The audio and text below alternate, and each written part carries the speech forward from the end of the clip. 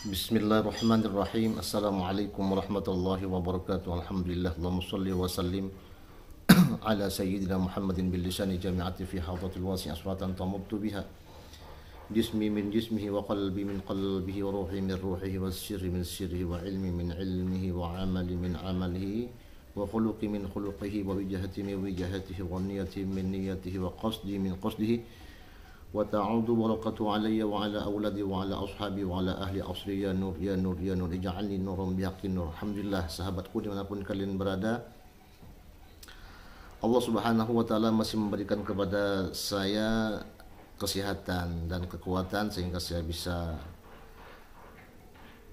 beraktivitas sebagaimana mestinya, dan harapan saya juga semoga sahabat-sahabatku dimanapun kalian berada juga dalam keadaan sehat walafiat, dan yang sakit semoga cepat sembuh dari segala penyakitnya, amin ya rabbal alamin. Sahabatku, mari kita dengarkan penjelasan dari Ketua PBNU yaitu Gus Fahrur Rozi, yang mana tentang nasab Alawi. Selamat untuk menonton, semoga bermanfaat. PBNU sendiri memandang Habib itu seperti apa ini, Gus?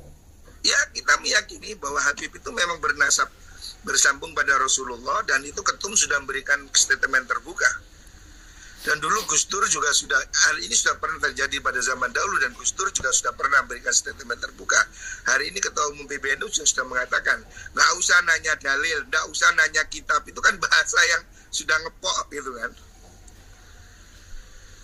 Jadi kalau kita percaya nggak ada masalah gitu loh. Makanya kalau Pak Imad tidak percaya silahkan, tapi jangan mengatasnamakan NU. Ya, itu pendapat saudara Imaduddin, silahkan.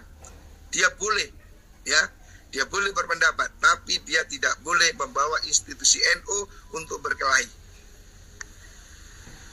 Iya, satu lagi bahwa ada statement Anda bahwa nasab Habib itu sudah terkonfirmasi atau sudah masyhur atau surah istifadah. Ini maksudnya bagaimana ini, Gus?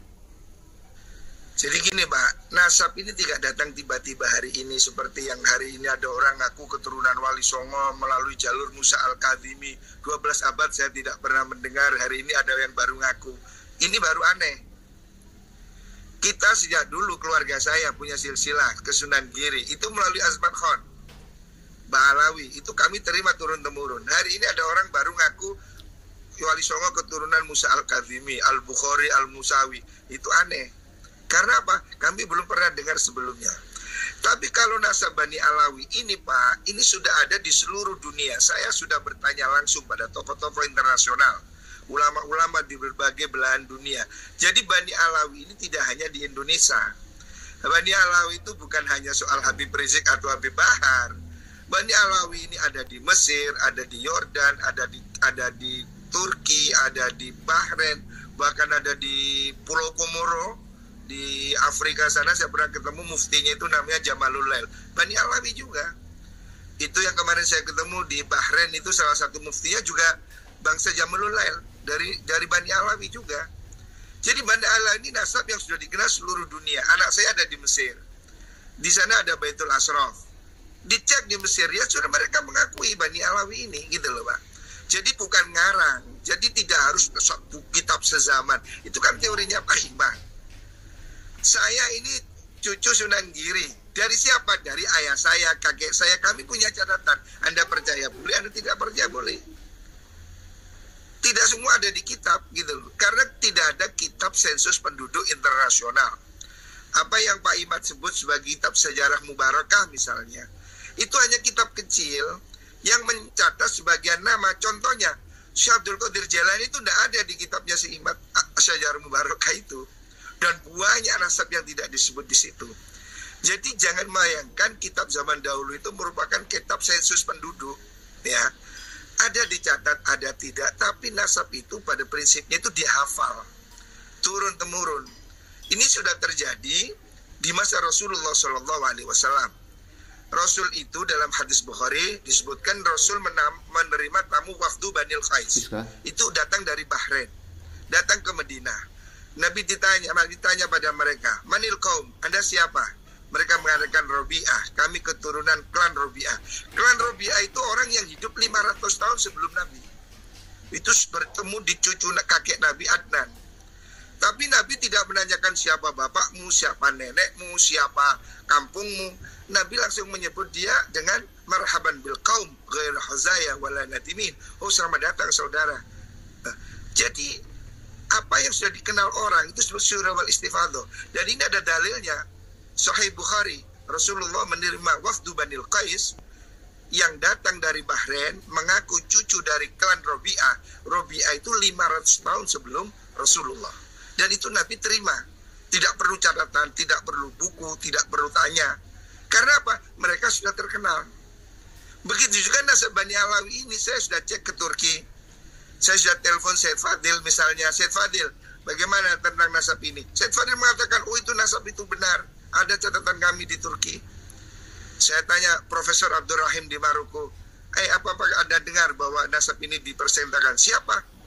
Saya bilang di Indonesia ada bilang, tidak, kami mengaku itu nasab Bani Alawi. Saya sudah bertanya banyak orang di dunia ini. Jadi dunia ini kita tidak sendiri, Bang. Dunia ini penuh jutaan manusia. Kalau ini satu kebohongan, tidak mungkin kebohongan ditutup oleh orang seluruh dunia dan hanya satu orang Indonesia yang tahu. Itu logika yang tidak masuk. 1000 tahun, tidak ada satu judul pun kitab yang menyatakan kesalahan nasab Bani Alawi. Tetapi saya bisa sebutkan 50 judul sekaligus kitab yang menyebut nasab Bani Alawi. Apakah kemudian semua orang ini bohong dan hanya saya Imad yang benar? Bagaimana saya percaya?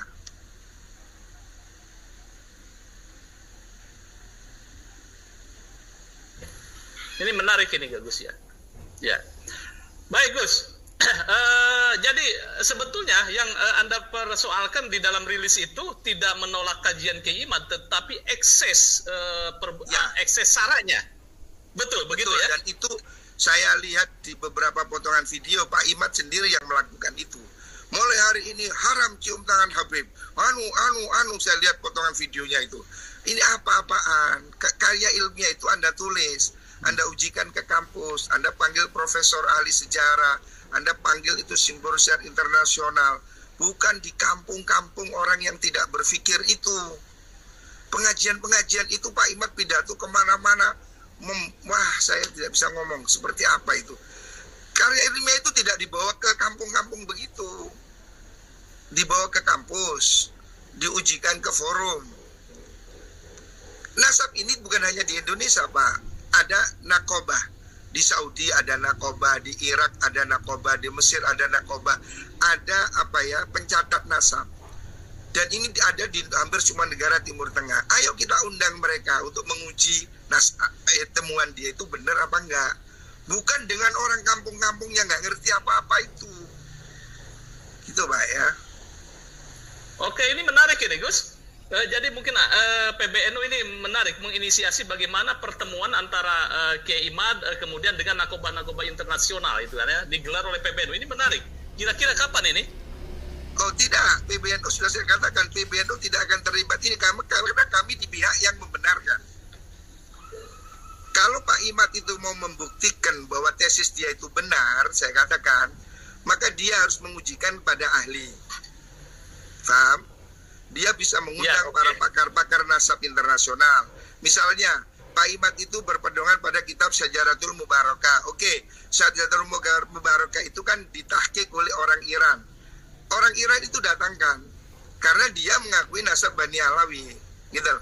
Jangan cuma diambil kitabnya tapi pentahqiqnya Anda buang. Itu kan paradoks. Satu sisi saya lihat mengambil satu kitab Al-Ifadah misalnya, tapi dia tidak baca semua. Dia pilih apa yang sesuai dengan pendapat dia, itu. Ini yang menurut saya tidak fair. Kalau NU jangan diajak berkelahi soal nasab, karena kami tidak pada posisi seperti dia. Bahwa NU tidak mewakilkan pendapat ini pada Bapak Imam. Itu adalah murni pendapat dia, bukan pendapat PBNU. Menarik, Gus.